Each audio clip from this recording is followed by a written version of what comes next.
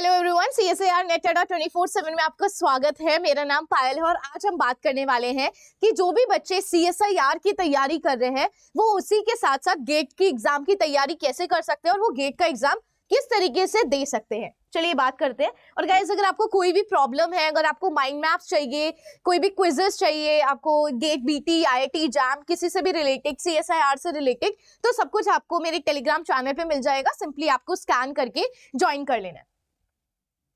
ठीक है गाइस, तो हमारा टारगेट क्या होने वाला है कि किस तरीके से आप CSIR में पढ़ते पढ़ते आप सिंपली गेट का जो एग्जाम है उसको क्रैक कर ले बहुत ही अच्छी रैंक के साथ। तो इसके लिए आपके पास क्या चाहिए, एक पूरा मंथ वाइज प्लान आपको जरूरी होता है। ठीक है, चलिए बात करते हैं कि किस तरीके से आप प्लानिंग कर सकते हैं। तो जो CSIR नेट लाइफ साइंसेस का एग्जाम होता है गाइस, इसका जो सिलेबस होता है वो कंसेप्चुअल और एनालिटिकली ज्यादा देखने को मिलता है। वही अगर आप गेट, BT और एक्सेल का सिलेबस देखेंगे वो किस पे फोकस करता है, वो कोर कॉन्सेप्ट और साथ साथ जो भी एप्लीकेशन बेस्ड MCQ है, MSQ और आपको NET। तो यहाँ पे आपको क्या चीज डिफरेंट देखने को मिलता है।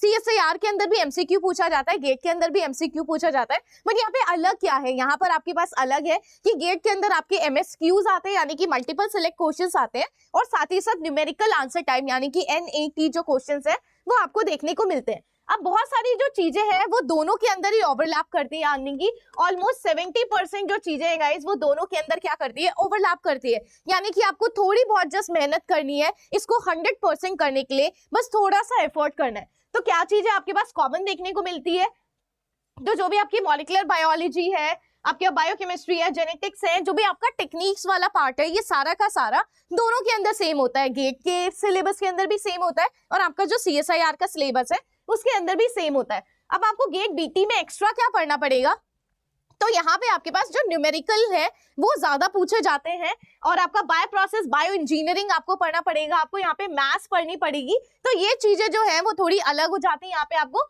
रिकॉम्बिनेंट जो टेक्नोलॉजीज है, अपस्ट्रीम टेक्नोलॉजी, डाउनस्ट्रीम टेक्नोलॉजी, ये आपको कुछ एक्स्ट्रा चीजें पढ़नी पड़ेंगी। और गेट एक्सेल के बारे में बात करें तो यहाँ पर आपको जो केमिस्ट्री वाला पोर्शन है गाइस, यहाँ पे आपको कुछ ये चीज एक्स्ट्रा पढ़ना पड़ेगा। चलिए बात करते हैं कि किस तरीके से आपका प्लान होगा, पूरे साल का होने वाला है कि किस तरीके से आप दोनों चीजें बराबर में लेके चले। आप CSIR की भी तैयारी एक साथ करते रहे और जो आपका गेट एग्जाम है आप इसकी भी तैयारी एक साथ करते रहे। तो शुरुआत में अगस्त और सितंबर के दौरान अगर आप अपनी चीजें स्टार्ट करते हैं तो आप उस समय लाइफ साइंसेस पे फोकस करेंगे, यानी कि वो पढ़ना स्टार्ट करेंगे सबसे पहले। जो दोनों के अंदर ही क्या आने वाला है, आपका कॉमन देखने को मिलने वाला है। तो सबसे पहले आप अपना कॉमन वाला जो पार्ट है वो आप सिंपली कर लेंगे और जो भी आप पढ़ते हैं आप हमेशा उसको एक वीकेंड पे उसका रिवीजन, क्विक रिवीजन लेंगे और उसी से रिलेटेड जो भी MCQs है आप उनको करेंगे। अक्टूबर और नवंबर में कुछ और टॉपिक्स आप ऐड करेंगे, जैसे कि माइक्रोबायोलॉजी हो गया, बायो प्रोसेस इंजीनियरिंग हो गया, जूलॉजी के कुछ टॉपिक्स होंगे, बॉटनी के कुछ टॉपिक्स होंगे। तो ये आप सिंपली क्या करने वाले, ऐड ऑन करने वाले। और साथ ही साथ आप गेट के जो प्रीवियस ईयर क्वेश्चंस है उनको टॉपिक वाइज सॉल्व करना क्या कर देंगे, आप स्टार्ट कर देंगे। आप माइंड मैप यूज करेंगे। आप सिंपली मेरे टेलीग्राम से जाकर ज्वाइन कर लीजिएगा, आपको सारे टॉपिक्स के वहां पर माइंड मैप्स मिल जाएंगे कि आप क्विक रिवीजन जल्दी जल्दी करते रहे गेट, अगर आप BT या फिर एक्सेल की तैयारी कर रहे हैं तो।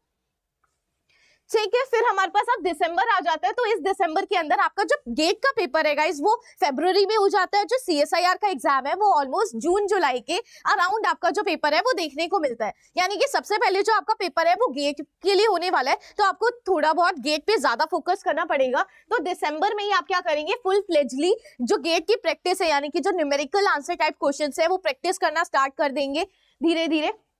ठीक है, और यहाँ पे अल्टरनेट डेज पे आप सिंपली वर्क कर सकते हैं, उनके MCQs की प्रैक्टिस करते हुए आप सिंपली चल सकते हैं। फिर आ जाता है हमारे पास जनवरी के अंदर जितने भी गेट के मॉक्स होंगे आप गेट के मॉक्स लगाना स्टार्ट कर देंगे, PYQs, न्यूमेरिकल आंसर टाइप सब कुछ रिवीजन करना स्टार्ट कर देंगे। फिर हमारे पास आ जाता है फरवरी, और फरवरी में आपके सेकंड वीक के अंदर ही क्या हो जाता है, गेट का एग्जाम हो जाता है। तो गेट के एग्जाम के बाद आप सिंपली क्विक रिवीजन स्टार्ट कर देंगे, किसके लिए, CSIR। अब आपके पास CSIR के लिए पूरा CSIR मोड जो होता है अब आपका ऑन हो जाएगा।